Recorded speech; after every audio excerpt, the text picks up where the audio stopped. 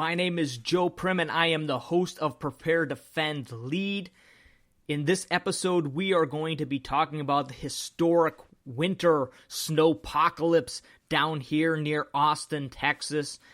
And we will get into what preparedness is on the ground here, what is working, why things are different down here in Texas, why I feel like I was kind of cheating compared to my neighbors, some of the tips and tricks to preparedness, and some of the universal tools that will work in any given situation. So if that sounds interesting to you, stick around and I will catch you on the other side of the intro.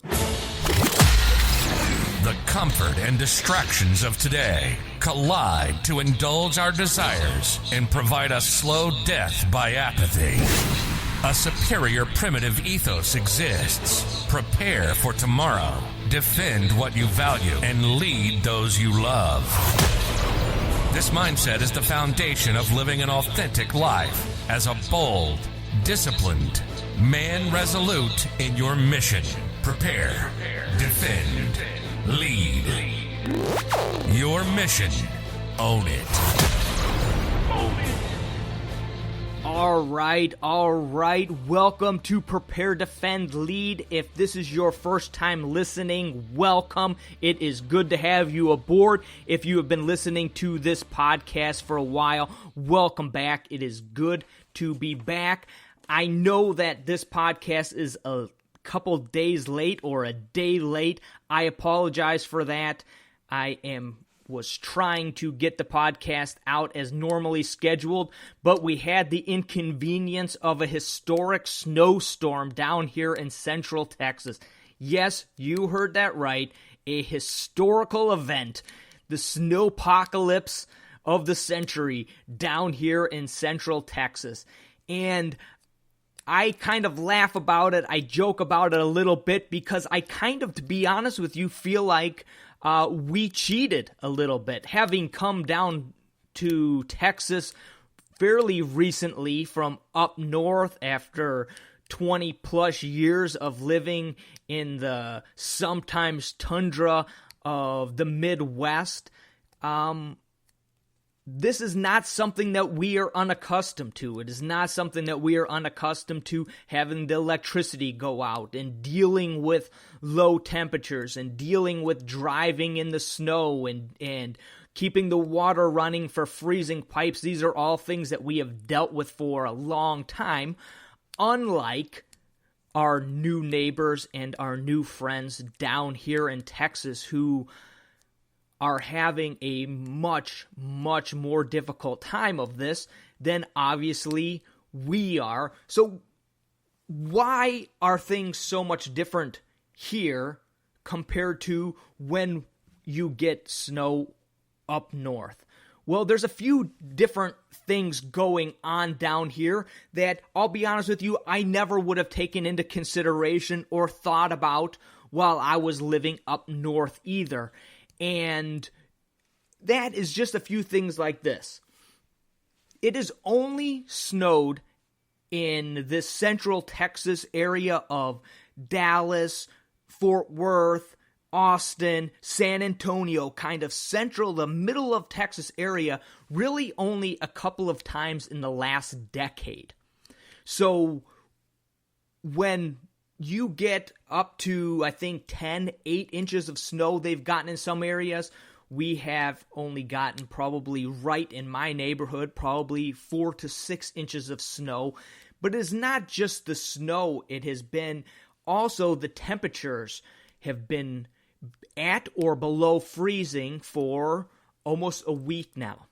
So when you combine some snow and an infrastructure here down in Texas where they don't have equipment for salting, they don't have equipment for plowing, they don't have anything for getting rid of the ice. So you got below freezing temperatures, you have snow, then we had rain mixed in, so that rain comes down, it immediately turns into ice. You have no way to clean or clear the roads. You have a lot of people who have little, if any, experience driving in the snow or in icy conditions, which leads to a lot of people going off the road, leads to a lot of accidents, leads to the emergency services people of ambulances and fire department and police department spread thin because they're working to aid trapped motorists or injured people. And also here,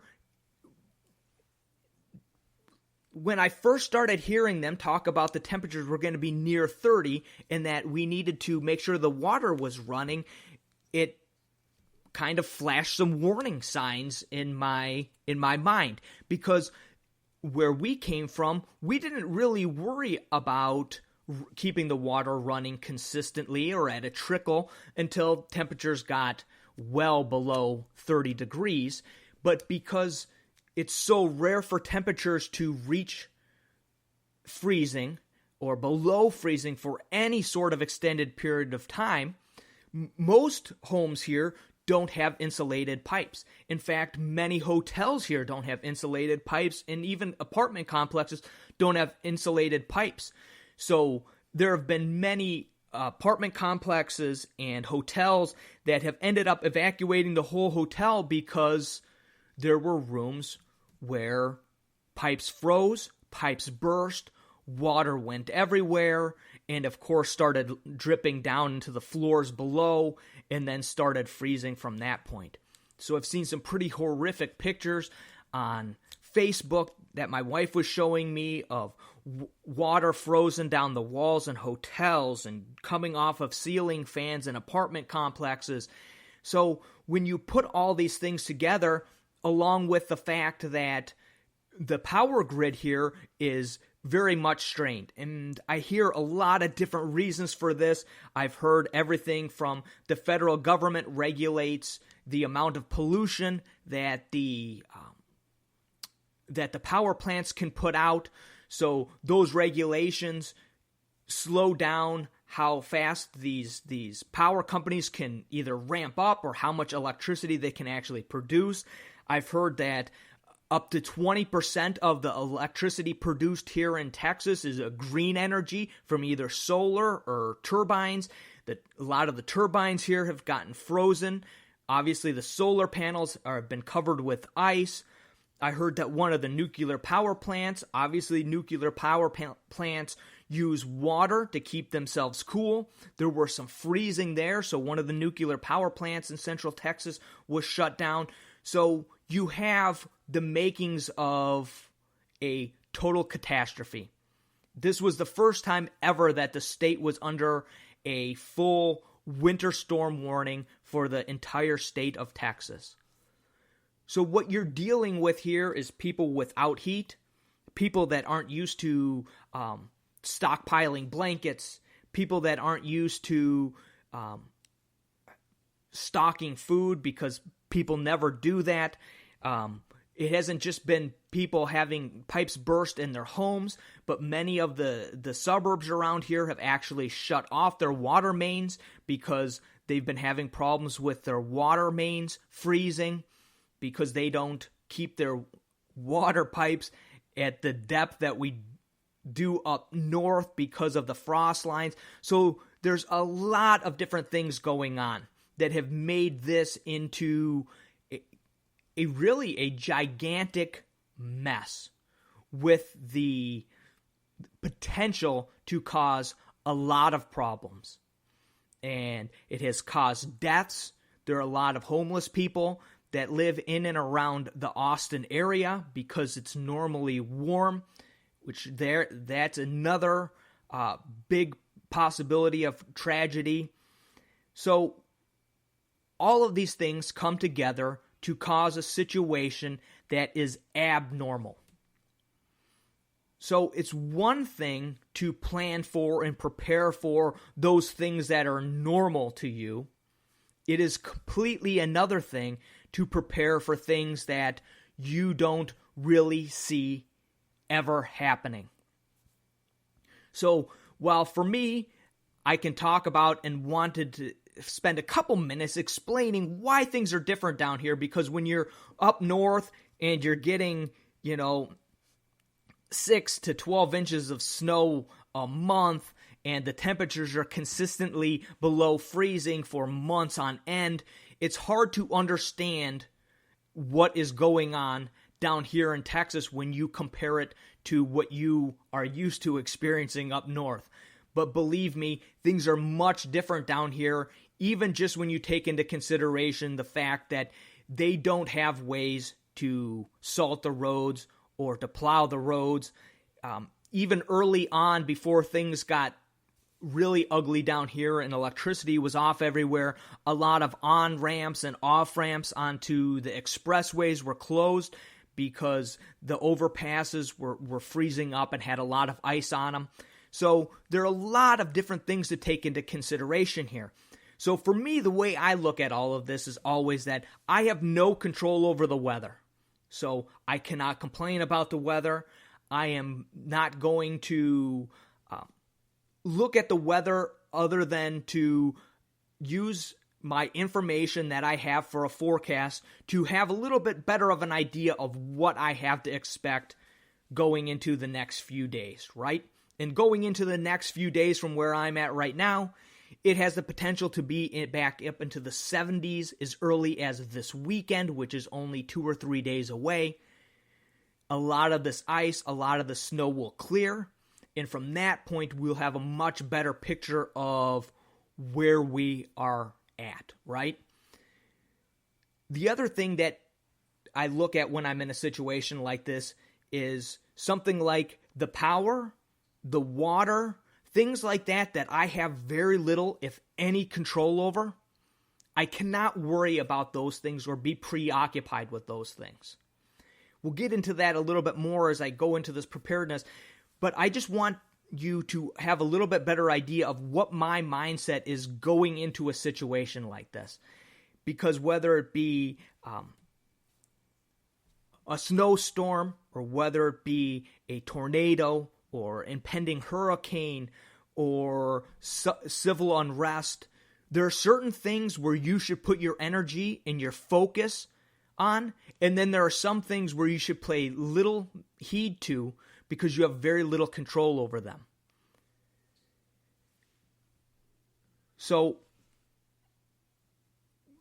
what makes this situation so interesting and so dire, really, for even those that I know that are really into preparedness down here in Texas, is it's completely unexpected. There are certain things that you plan for, certain contingencies that you have set up in your preparedness, and then there are the oddballs, the complete total extremes that are very, very difficult to prepare for and very difficult to budget for because the nature of them is so extreme and so rare that you will always feel like you're better off putting your money and energy and time into preparing for things that are much more likely to occur. So, what is preparedness? Preparedness is beforehand, right? That's why it's preparedness.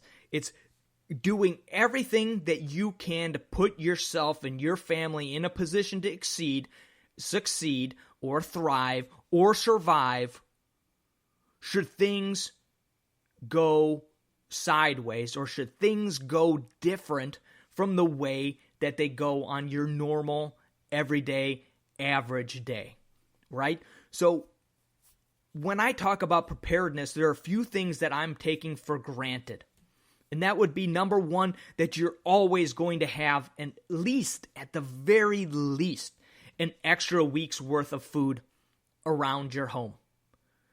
There were so many people, and little frustrated about this, including my parents, who were standing outside in the cold, waiting in line to get into a grocery store because they did not have enough food at home in order to survive for the duration of this cold spell.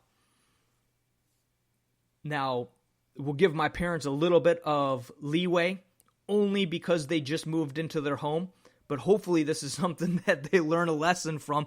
Because by the time they waited outside of the store for an hour or more, by the time they got into the store shelves were picked clean. There was very little to choose from.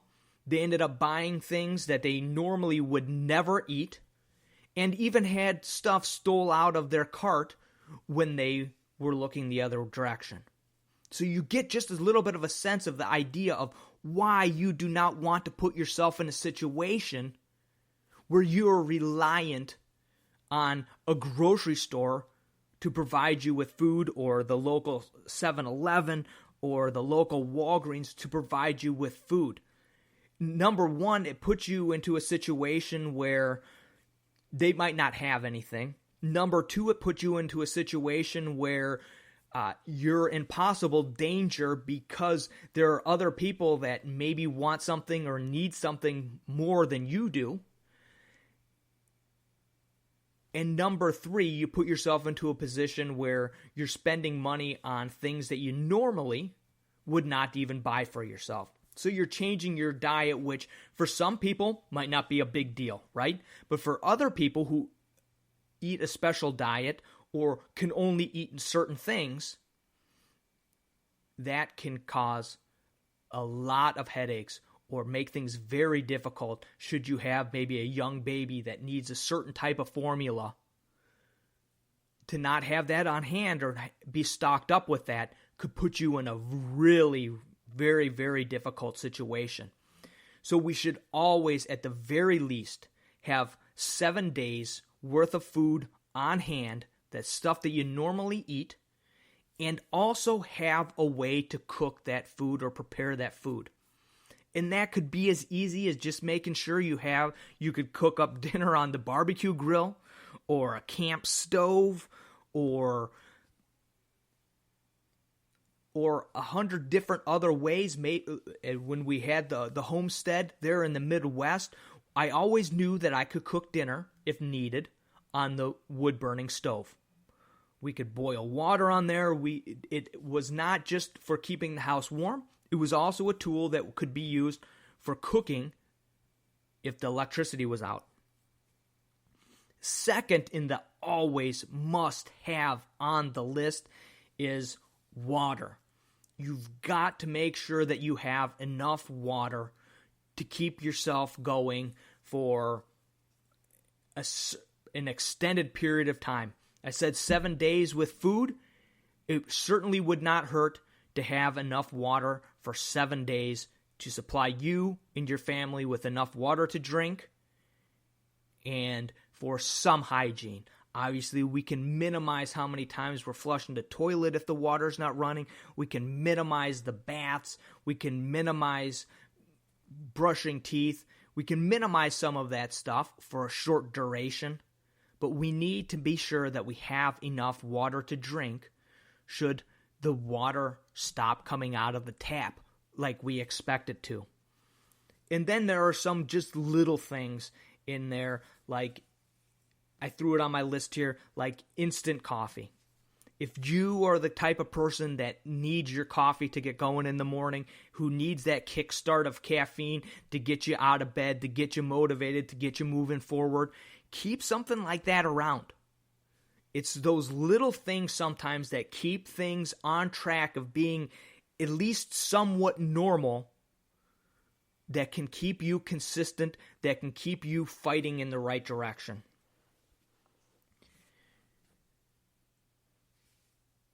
So as I mentioned, normally we're talking about like food preparedness, right? And we're talking about water, we're talking about first aid, we're talking about those things that we should always have, should always be a part of what we're doing on a regular basis, should always be in the cabinet, should always be within easy reach.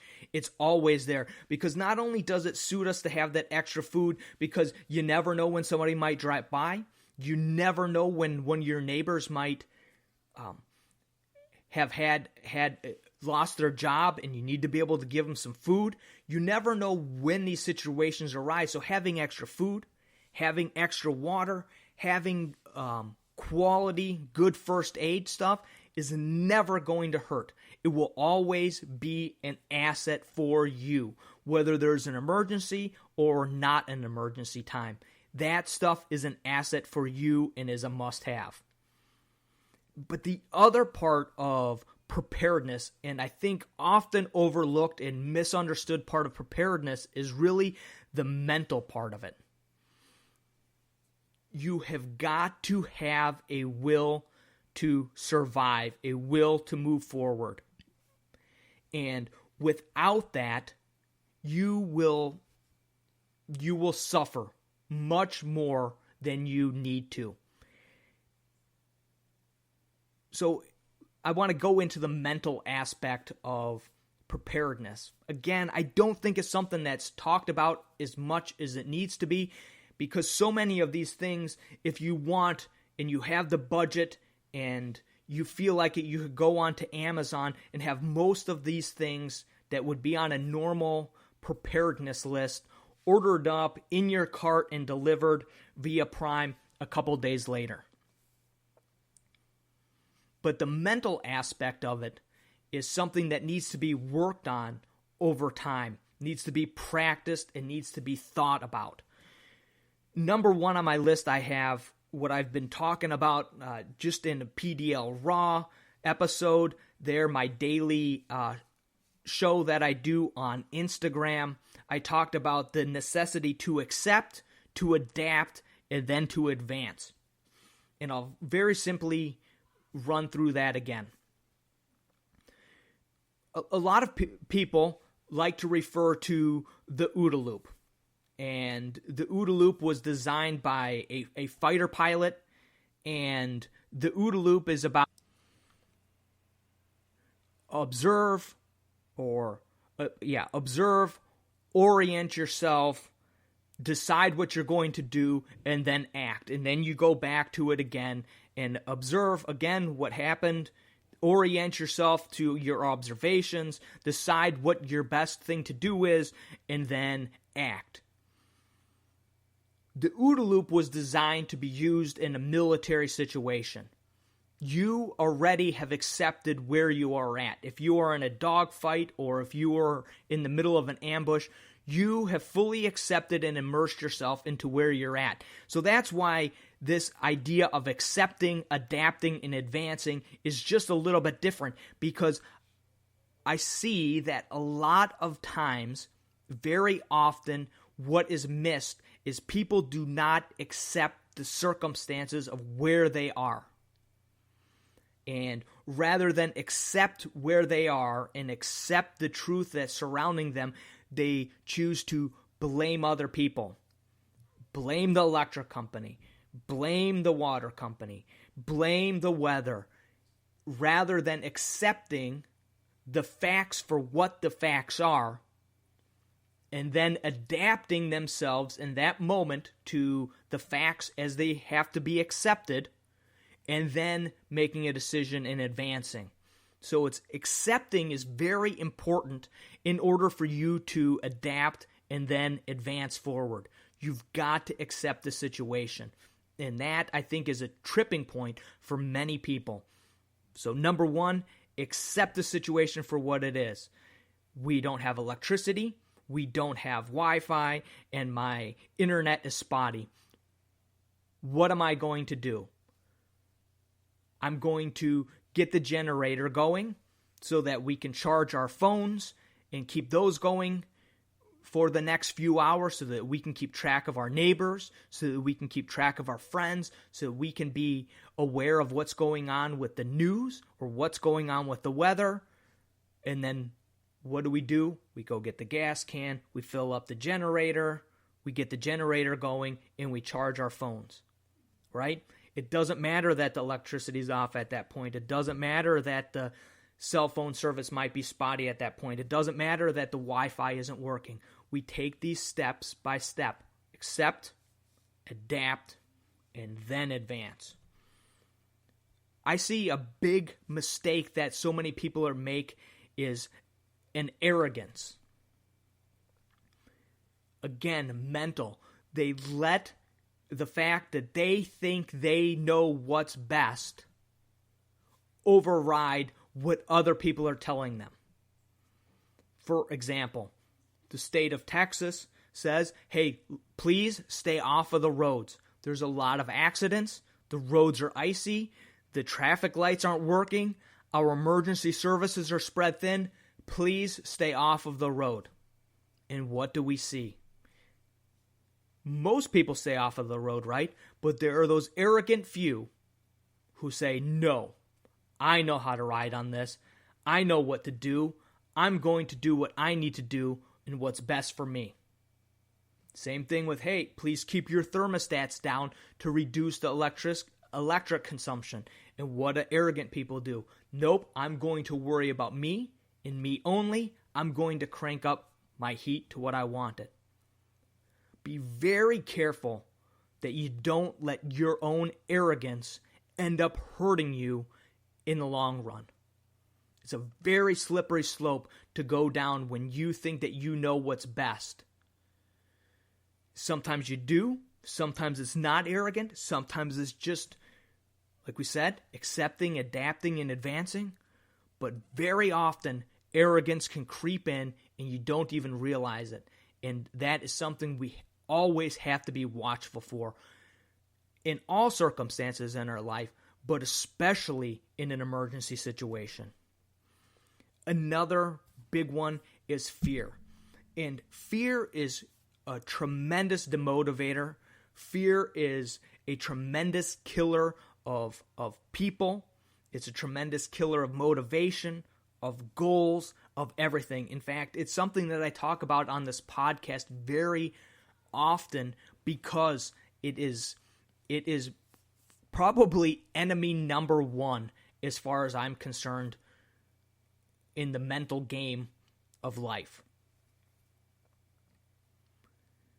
How do we negate fear when we're put in a situation of not knowing? Especially when it comes to our family.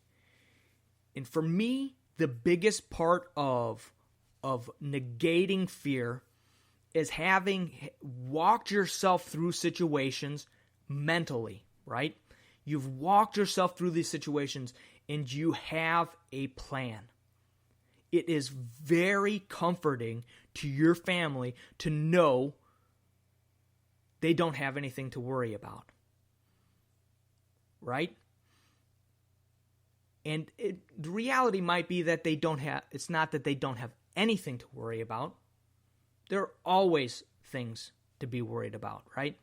But the reality is the big things, the things that you can control, are taken care of. When your kids see their neighbors are leaving and they hear on Facebook or they hear on the news that different things are happening, it's very easy for them to get caught up and to be nervous and to be afraid and to not know what's going to happen. But when you can assure them, hey, don't worry, we have water here. Don't worry, we have a week's worth of food. The weather's supposed to change and it should warm up in 2 days, but we have enough food for 7 days, even if it takes the stores a little bit longer to stock up. Don't worry, we don't need to go anywhere. We have enough blankets stored up. When you have a game plan, when you have thought through circumstances, and this again goes back to why I kind of feel like I was cheating in this situation, because we're so accustomed and used to this that for my family, 50 degrees in the house is not that big of a deal. When we were in the Midwest, in that old house we lived in, and trying to keep it heated with the wood burning stove, and there were times when the outside temperature was 30 degrees below zero, and it was probably 50 degrees in the house. So what did we do? We had a lot of blankets. We'd go to bed with a couple pairs of socks on. If it was really chilly, maybe a robe on top of your pajamas, and we'd hunker down for the evening. So for us, we had what we needed to get through this. We've experienced these things before. My kids know and have known for a long time that we have enough food to get us through a period where we can't go to the grocery store. We have enough water. We have enough different ways to filter water to make sure that we can continue and stay hydrated. Another one that I want to hit on, though, with the family is complaining.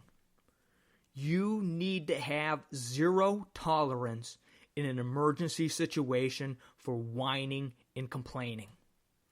Whining and complaining are contagious, and they are demoralizing, and they lead to no positive results.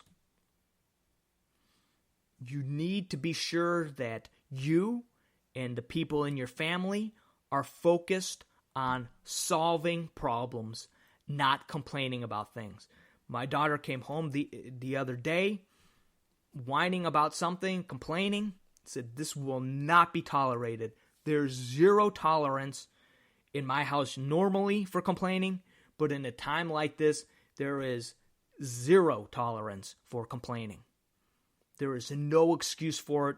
We've got to be looking for solutions. We've got to accept the situation that we're in, adapt in advance. There is no room for complaining. And then the other one that I have on my list here is experiment. The first night where we had no power, I pulled out the camp stove, goofed around with the camp stove a little bit. I hadn't played with that in a long time, probably since I had purchased it. That fired right up. Of course, we had matches available. So that started up. I have a full case of butane for the camp stove, so I knew I wasn't going to run out. The reason I brought up instant coffee is I had just so happened to realize that all of the instant coffees that I had in my preps had gotten, the seals had been broken on them or something. I don't know. They were no good.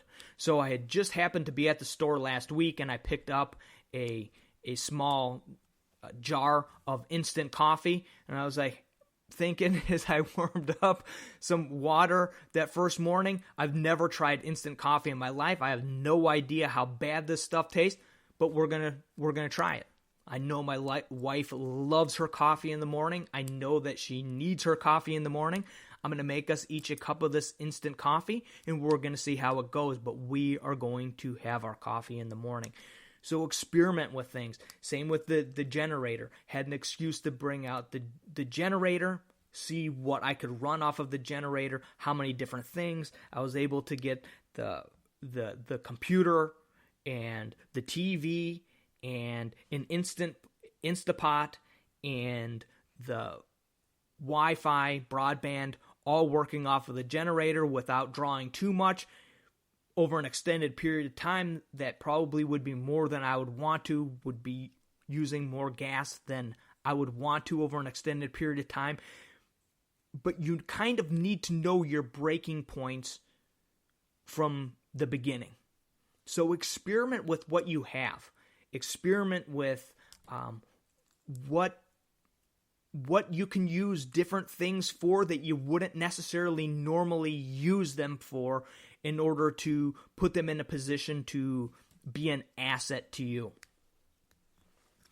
So from here, I want to get into a few of the things that we used during this time that were important in helping us even today and even tomorrow and even Friday and into this weekend as we go through this time of really not knowing exactly where things are going to pan out. Sure, the temperatures are going to go up. We can take that for granted. But what exactly that means, what the fallout from all of this is, we obviously don't know yet. So here are a few of things that I think, along with after the food, water, and first aid is taken care of, here are some things that I really believe are must-haves, whether you live up north in the tundra where winters can be very, very harsh, or whether you live down in Texas or Tennessee or Louisiana or any of these places that have really been hit hard this year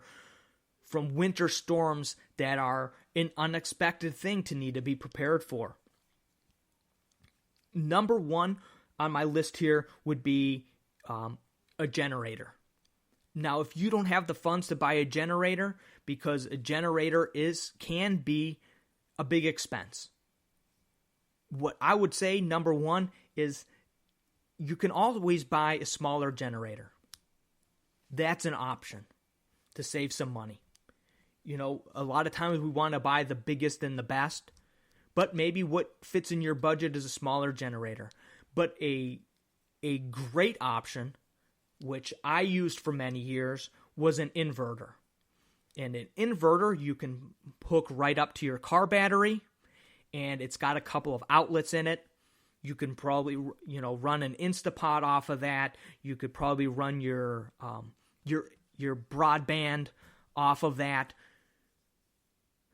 Maybe not your freezer, maybe not your refrigerator, but you can run some things off of that inverter to help you out.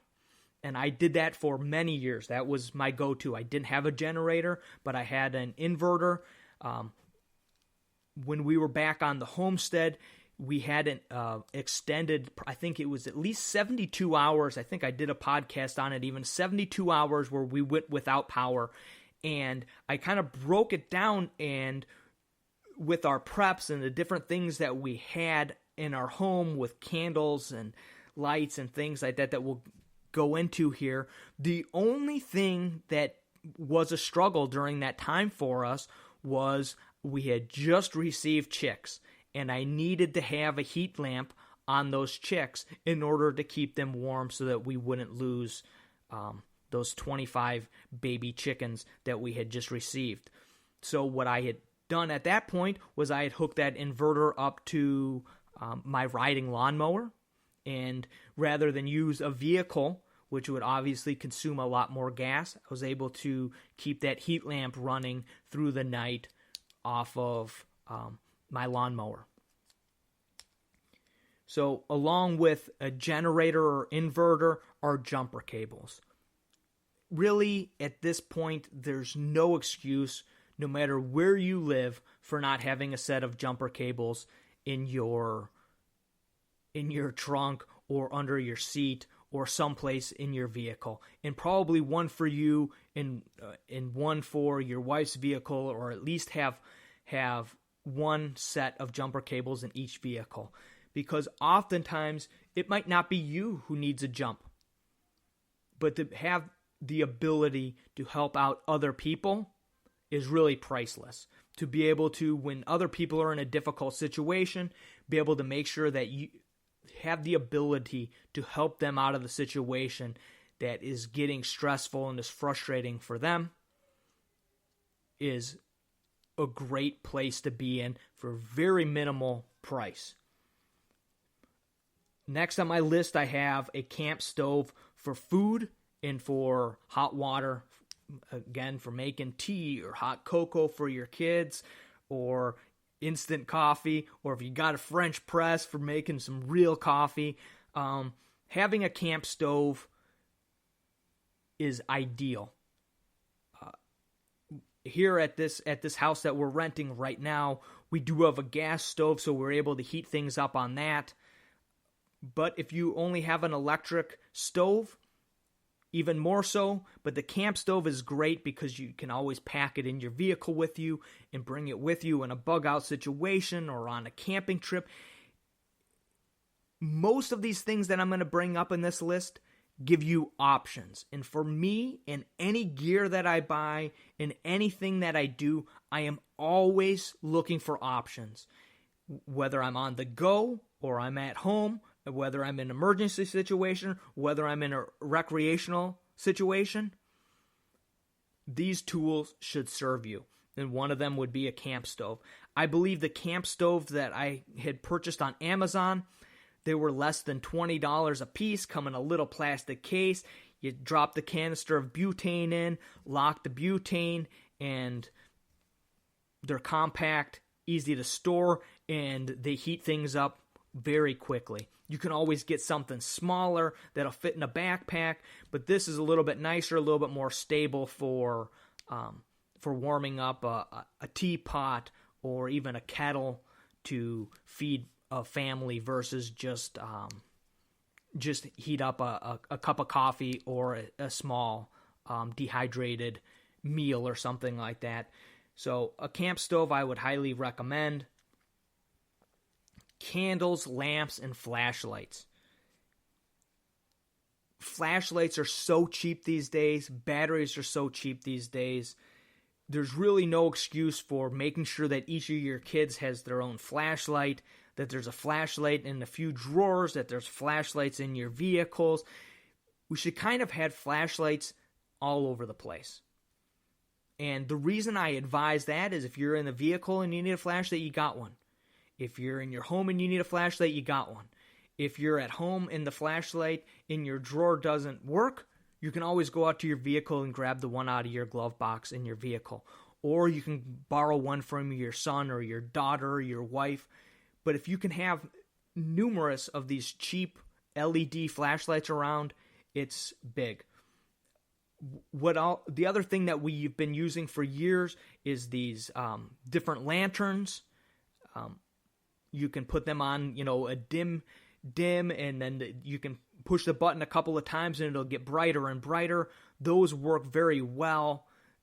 The batteries last a very, very long time in those when they're just sitting in idle mode.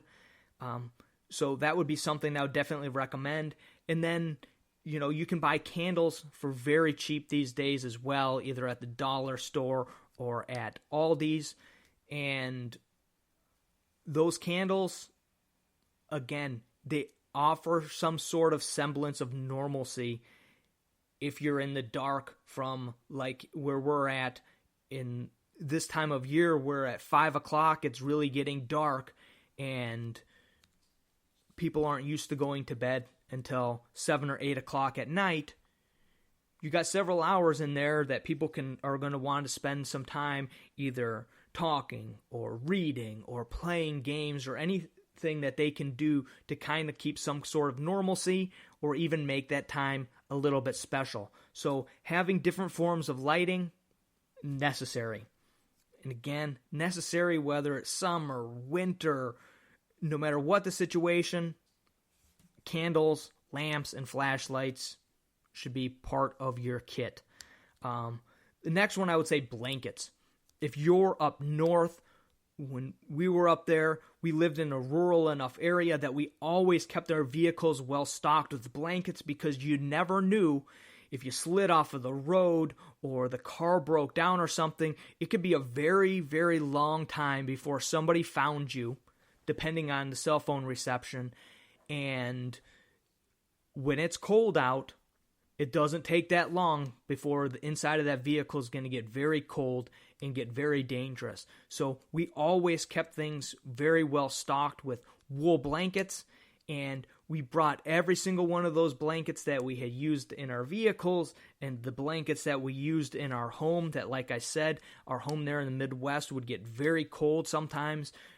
We brought those blankets with us. So again, it's another example of how we almost cheated this by having enough blankets to make sure we stayed warm each night. We still keep blankets in the vehicles because if you get wet, you can still get hypothermia. A cheap wool blanket goes a long way to helping keep you out of a nasty situation, whether it be spring or fall or winter time. Blankets, I believe, are a must. A good pair of rubber boots is on my list.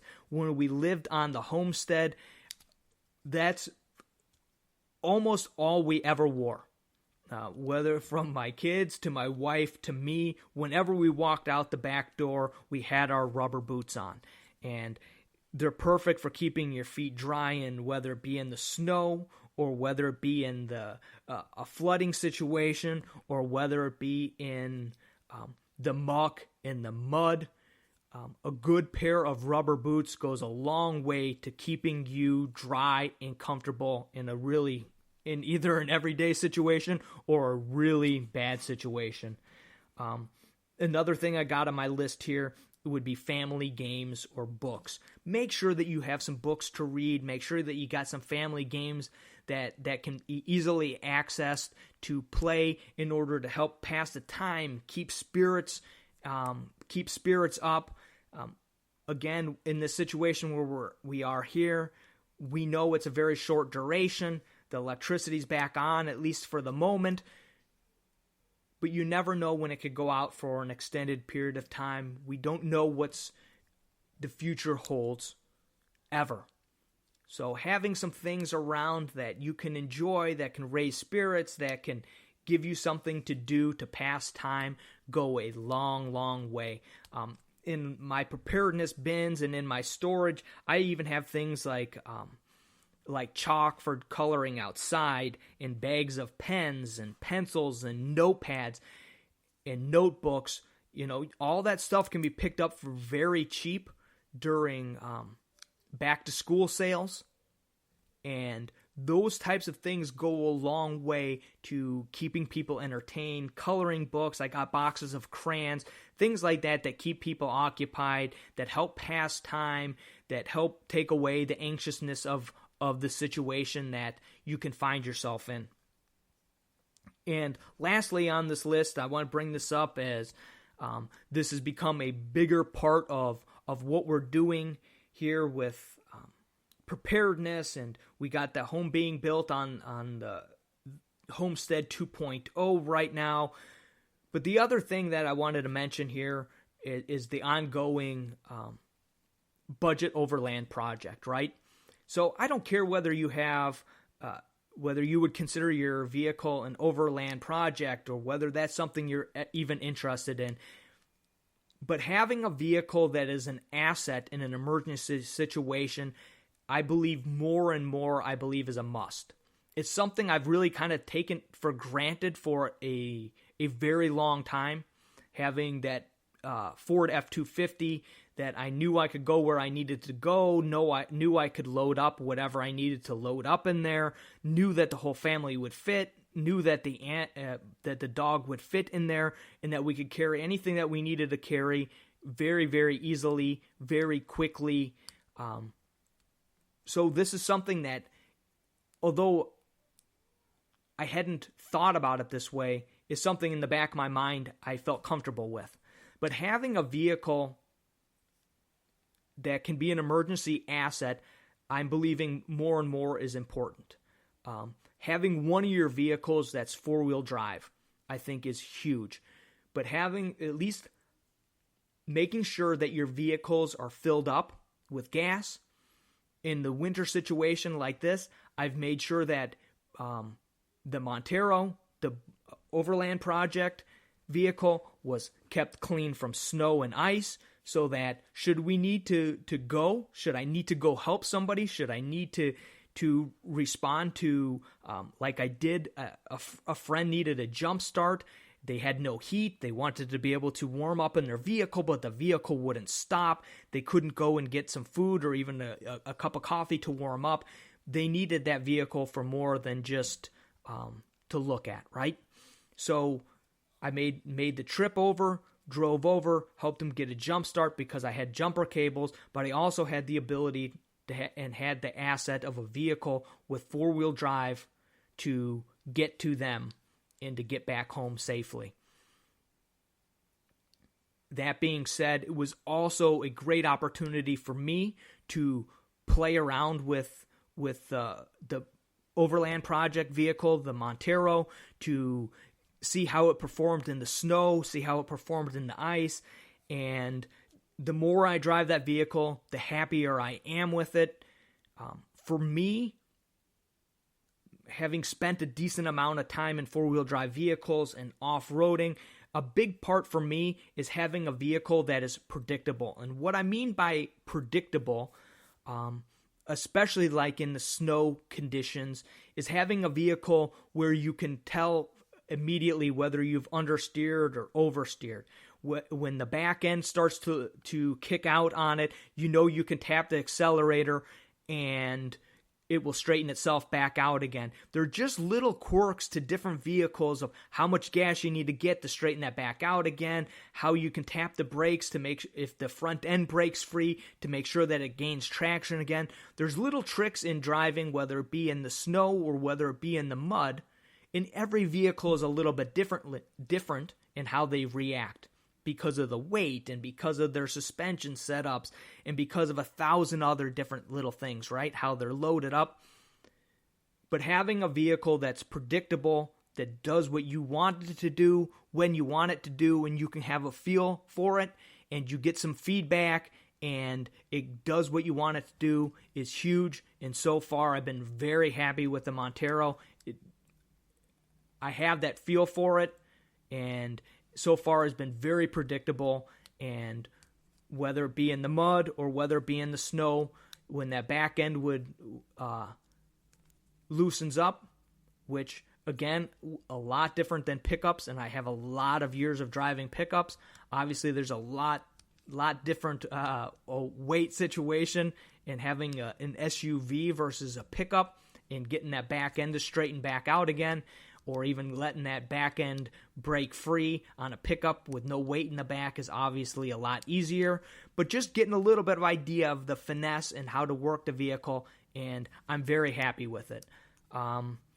So moving forward, we'll see how things change when we get a little bit better tires on it, and we change the suspension a little bit, and we revitalize some of the old parts, get some new shocks on there, change the suspension up a little bit, and we'll see if we can't tighten that up even more and make that something that we even feel a little bit more confident in, especially getting some bigger tires on there and something with a little bit bigger footprint, but also a little bit more traction, and whether it be snow or, well, hopefully down here we won't have snow again for a while, but even in the mud. So that's really all I have for this episode. I can't believe it actually went as long as it did, but this is important to me. This past week, I was really trying to figure out what I wanted to talk about on this episode. Usually, about the time I wrap up an episode and am pushing the stop record button, I already have a pretty good idea of what I want that next episode to be about. This week, I didn't, and I wasn't really sure where I wanted to go with this episode, but preparedness is such a huge part of what I believe in here. It's such a big part of what I think our focus must be as fathers and as husbands and as men that are leaders in our communities and in our neighborhoods and in our churches and in our businesses. I think it's such an important part of what we have going on, and really is a big part of, as I say, it's your mission. Own it, because it is your mission. It is your responsibility as a leader to make sure that you and your family, your community, your friends are prepared for the difficulties that we're going to go through, whether it be a snowstorm like this, or whether it be a tornado, or whether it be your basement flooding because you have a bad sump pump, right? Or a tree falls down in your backyard. There's always different things going on. The more prepared we can be for those situations, the better off we will be. So preparedness is a huge part and a big part of Prepare.Defend.Lead, obviously. So I wanted to talk about this, wanted to share some insight, some on the ground of what's going on down here in Texas, what we can learn, and what are some of the tools, what are some of the things that you can use to help you and your family through a situation, whatever it might be. So I hope this podcast episode helped you out and will give you some ideas moving forward. If you don't follow me on Instagram, you can give me a follow on Instagram, Prepare.Defend.Lead there. I normally posting something that's going on during the day, and I do a daily episode on there. Missed a couple days this week because we had no Wi-Fi, but I'm committed to every day posting a small live episode right around 5 o'clock that shares either something that I learned that day, something I'm thinking about, or something I experienced that day. So I will be committed to keeping going with that forward. So if that's something you're interested in, go follow me on Instagram. As always, there's other things in the works, but that's really the best place to follow me. and the best place to get a hold of me, you can direct message me there. You can follow me on Facebook. I'm not super active on there, but you can follow me at Prepare.Defend.Lead there. And I will be getting more involved as we move forward on locals. So you can follow me on locals. Again, Prepare.Defend.Lead. And on, I guess, Parler's back up and running again is what I've heard. I did have an account on there, so I would assume that I still have an account up on Parler. Again, you can follow me there at Prepare.Defend.Lead. I believe that's all the catch-up, all the news of what's going on here. As soon as I shut this off, I will obviously realize that I forgot to mention something. But as always, I will end this with God bless and hold fast.